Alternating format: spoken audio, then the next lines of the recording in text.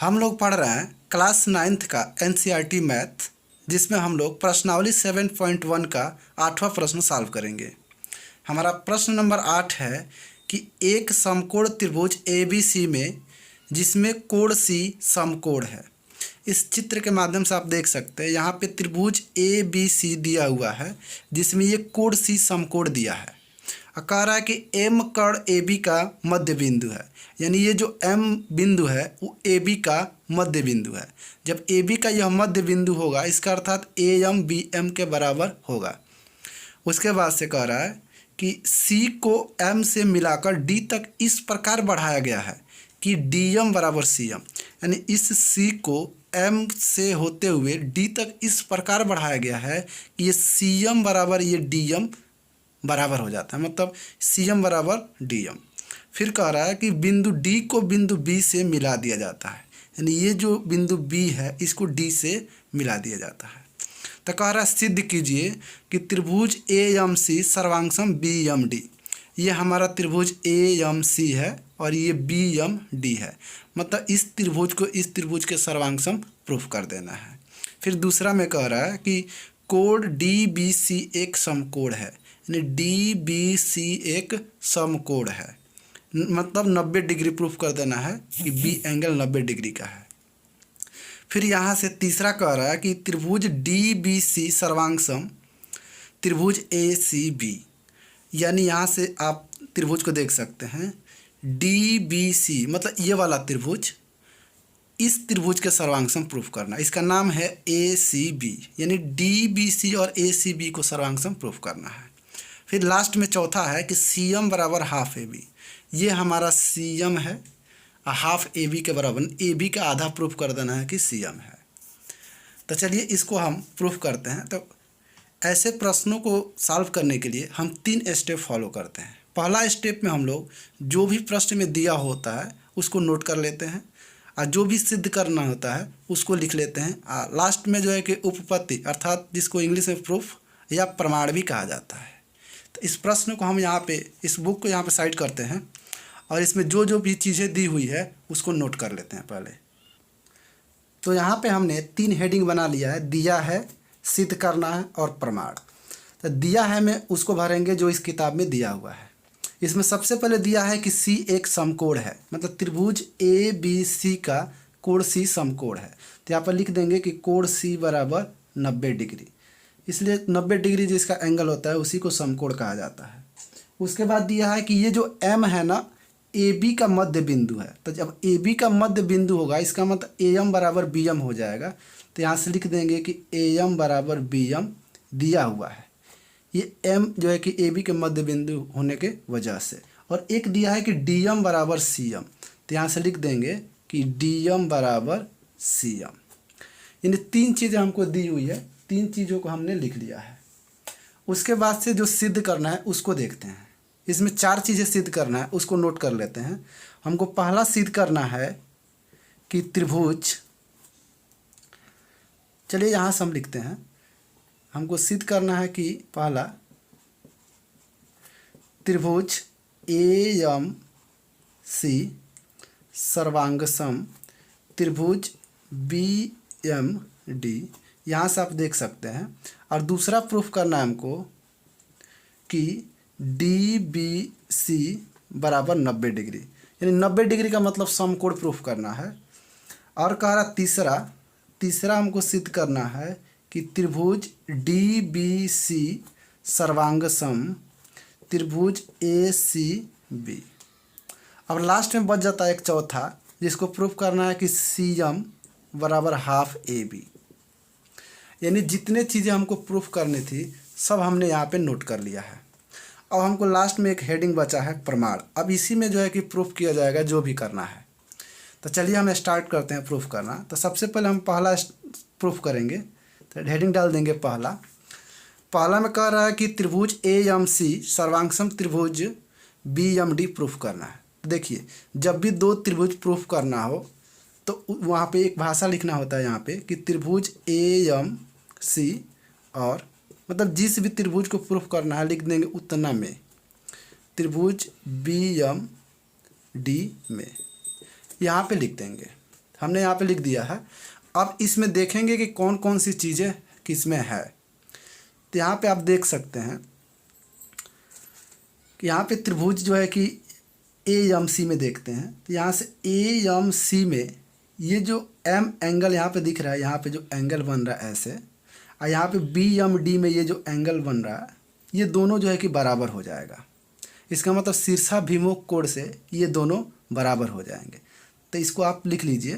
तो लिखेंगे कि कोण ए एम सी बराबर कोण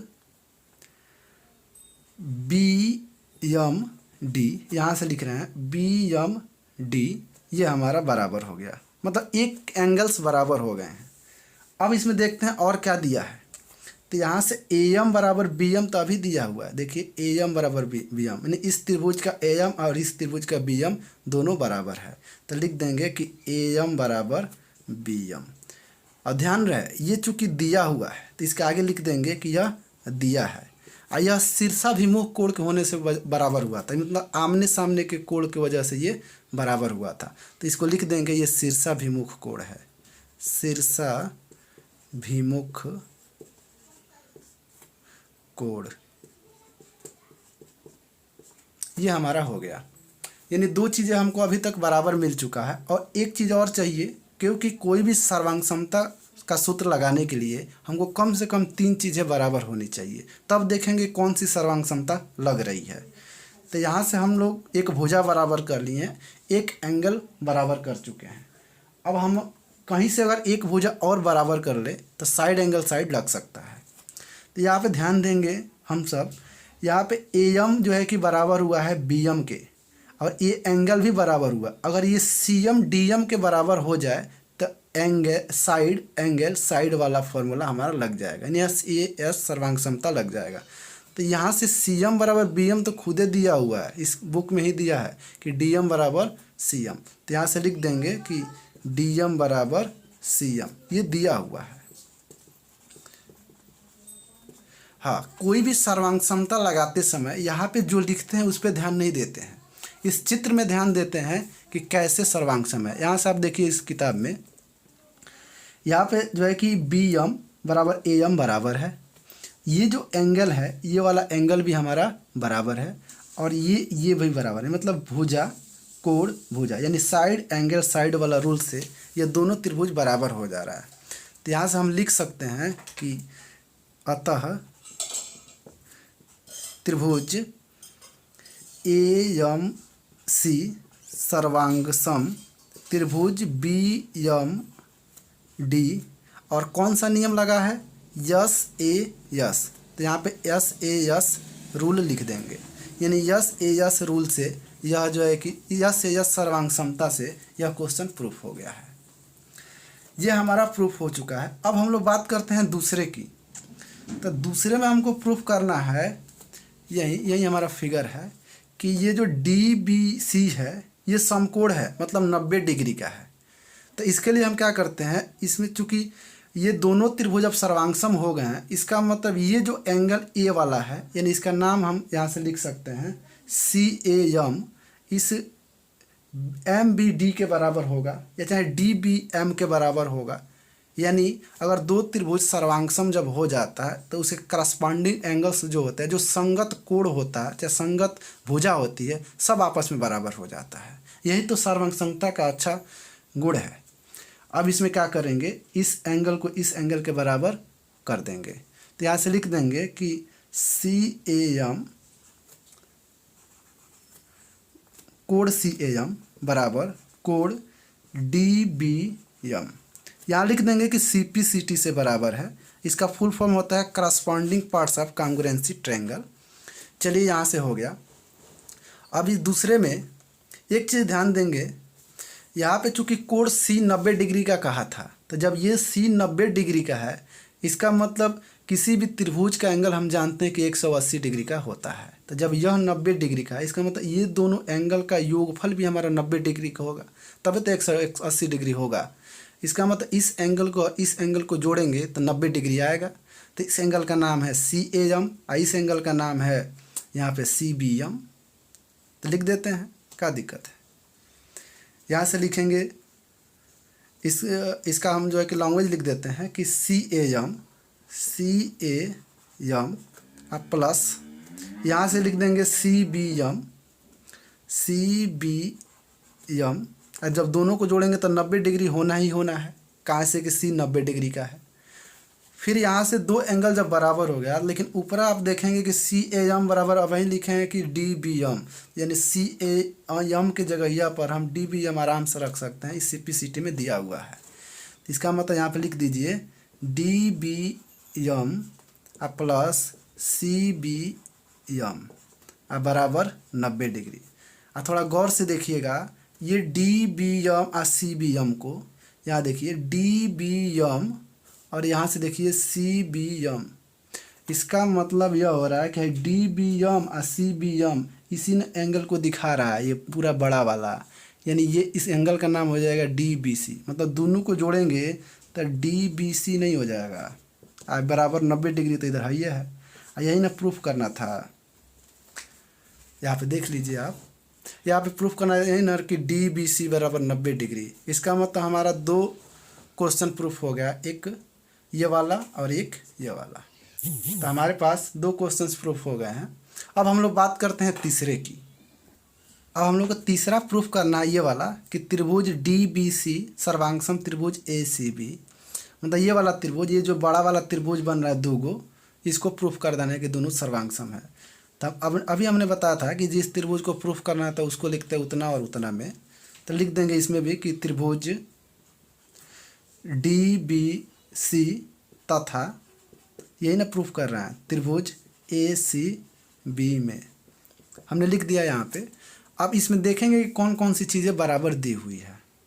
तो यहाँ से आप देख सकते हैं, पहले तो ये DB बराबर AC देखिए, ये जो DB बराबर जो ये AC है ये CPCT से बराबर नहीं हो जाएगा। अभी तो कह रहा है कि ये त्रिभुज है, ये त्रिभुज अभी प्रूफ किया गया कि सर्वांगसम है पहला में।